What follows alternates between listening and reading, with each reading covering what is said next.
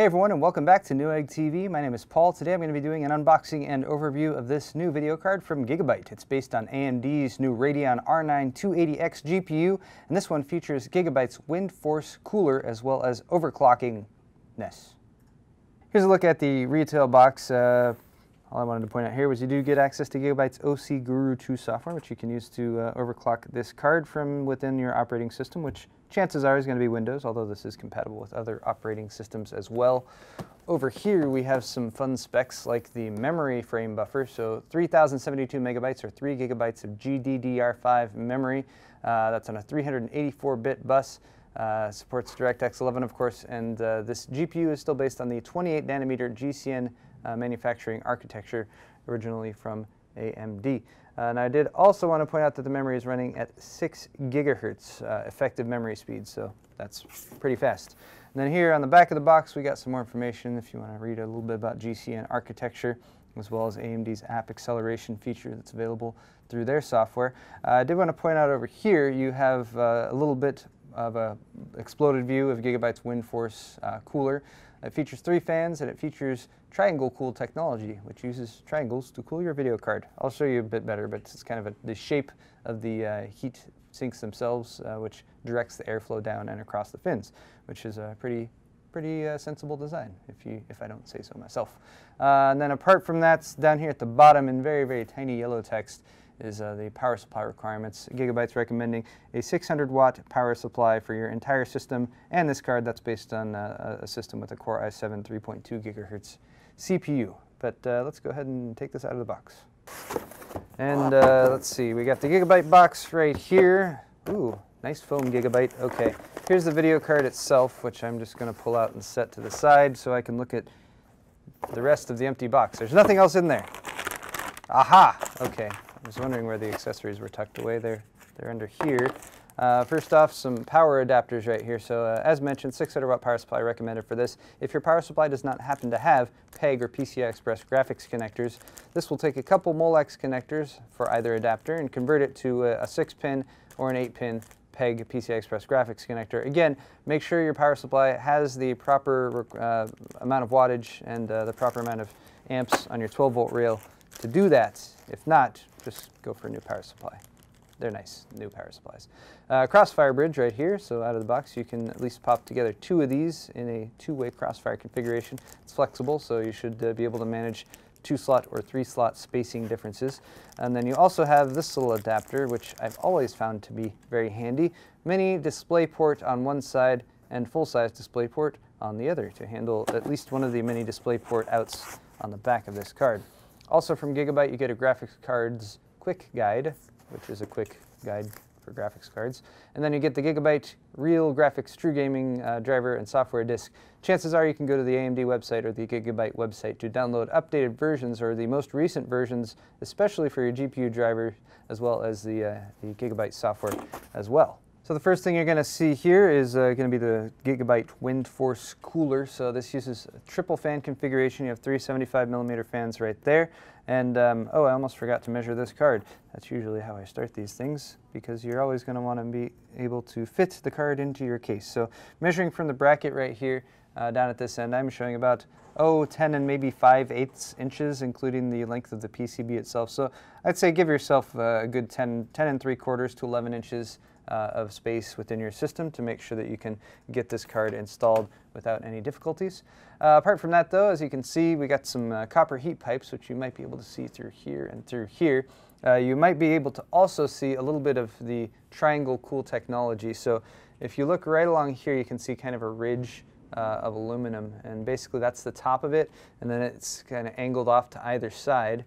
That's going to take the air that's being pushed downward by this fan. It's going to push it out to either side one way or the other.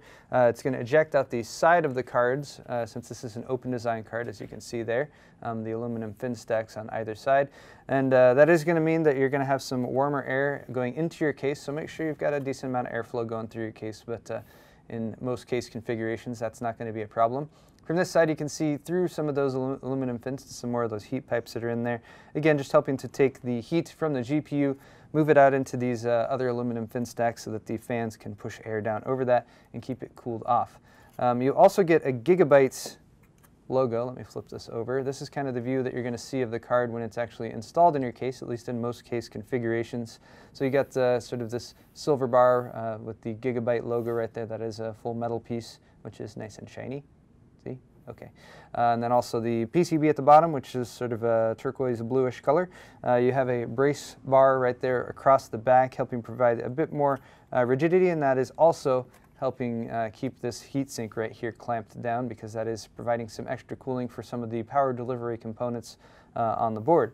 The shroud itself is plastic right there, as you can see, providing some protection for the fans as well as some directionality to the airflow. And then over here you can see the power requirements, so an 8-pin and a 6-pin PCI Express graphics or PEG connector, again required from your power supply. And make sure that you have a minimum of 600 watts of power available in that power supply, of course. Over here with the little Gigabyte protective thing on it, you can see the Crossfire fingers. This card is capable of 2-way, 3-way, and 4-way Crossfire configurations. If you have the motherboard, of course, it supports it, and the CPU, but you can make that connection with those connection points. And then down here at the bottom, we've got our PCI Express connector, again protected by the little Gigabyte plastic protective cover. PCI Express Gen 3 is the compatibility. It's backwards compatible with PCI Express Gen 2, so again, don't worry if you've got an older motherboard, you can still run this card, and it'll still run at pretty good performance, or I'd say 98–99% of the performance you're going to get with PCI Express Gen 3. Looking at the back of the card, you can see a large area of gaps there in the back plate to provide some airflow.